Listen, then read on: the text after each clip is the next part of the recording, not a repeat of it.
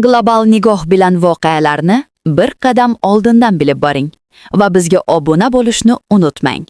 AQSh rasmiylari Eronga ehtimoliy zarbalar berish rejasini muhokama qildi.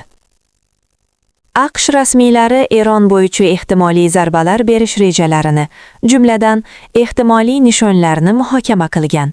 Bu haqda AQSh prezidenti Donald Trump tomonidan bildirilgan tahdidlar fonida Wall Street Journal gazetasi amerikalik rasmiylarga tayanib xabar bermoqda.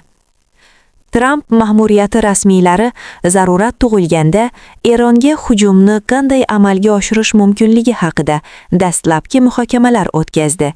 Jumladan, nishonga olinishi mumkin bo'lgan obyektlar masalasi ham ko'rib chiqildi, deb yozadi nashr. Variantlardan biri sifatida Erondagi bir qator harbiy nishonlarga keng ko'lamli havo zarbalari berish ssenariysi ko'rib chiqilmoqda. Shu bilan birga, manbalar bu muhokamalar odatiy harbiy rejalashtirish doirasida ekanini va zarbalar albatta amalga oshirilishiga oid belgilar yo'qligini ta'kidladi. Rasmiylarga ko'ra, hujumga tayyorgarlik sifatida qo'shinlar yoki harbiy texnika ko'chirilmadi. Shuningdek, AQSh ichida Eronga zarba berish masalasida hozircha yakdil fikr yo'q. Avvalroq Trump Eron rasmiylarini agar namoyishchilar halok bo'lsa, oqibatlari yomon bo'lish haqida ogohlantirgan edi. Shanba kuni AQSh prezidenti AQSh Eronga yordam berishga tayyor ekanini ham aytgan. New York Times gazetasi rasmiy manbalarining xabar berishicha, Trumpga Eronga qarshi hujum variantlari haqida allaqachon ma'lumot berilgan. AQSh prezidenti Donald Trumpga mamlakatda davom etayotgan norozilik namoyishlari fonida Eronga qarshi ehtimoliy hujum variantlari taqdim etilgan. U zarbalarni ma'qullash masalasini jiddiy ko'rib chiqmoqda, deyiladi xabarda. Trump hozircha yakuniy qaror qabul qilmagan. Gazeta ma'lumotiga ko'ra, AQSh prezidentiga Tehrondagi harbiy bo'lmagan obyektlarga zarba berishni ham o'z ichiga olgan variantlar taqdim etilgan. Yuqori martabali amerikalik amaldorlarning bildirishicha, ayrim variantlar norozilik namoyishlarini bostirishda ishtirok etayotgan xavfsizlik kuchlariga hujum qilishni nazarda tutadi. Shu bilan birga, nashrning yozishicha, AQSh rasmiylari bunday zarbalar teskari samara berib, mintaqadagi amerikalik harbiylar va diplomatlar nishonga olinishi mumkinligini ham tushunib turibdi. Yuqori lavozimli amerikalik harbiyning aytishicha, agar Eronga hujum ma'qullansa, AQShning Yaqin Sharqdagi qo'mondonlariga ehtimoliy javob zarbalaridan himoyalanish uchun vaqt kerak bo'ladi.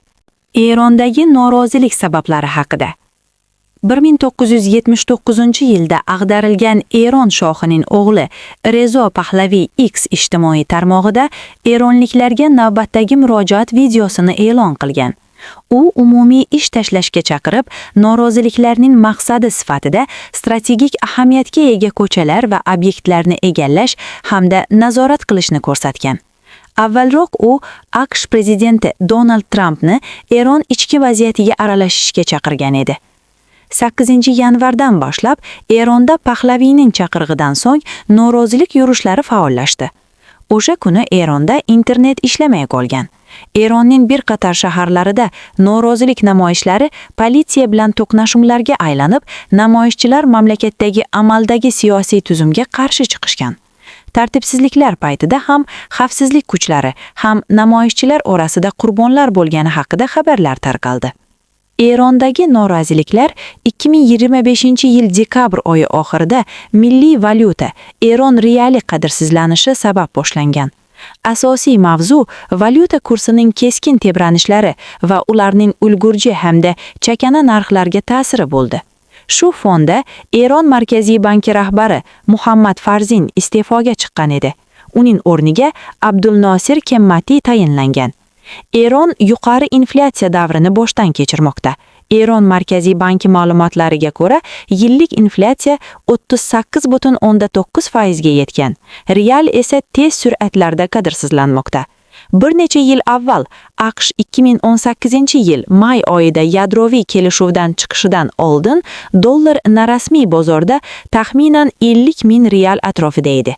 Hozir esa erkin bozorda 1 dollar 1,4 million realdan ham qimmat turmoqda.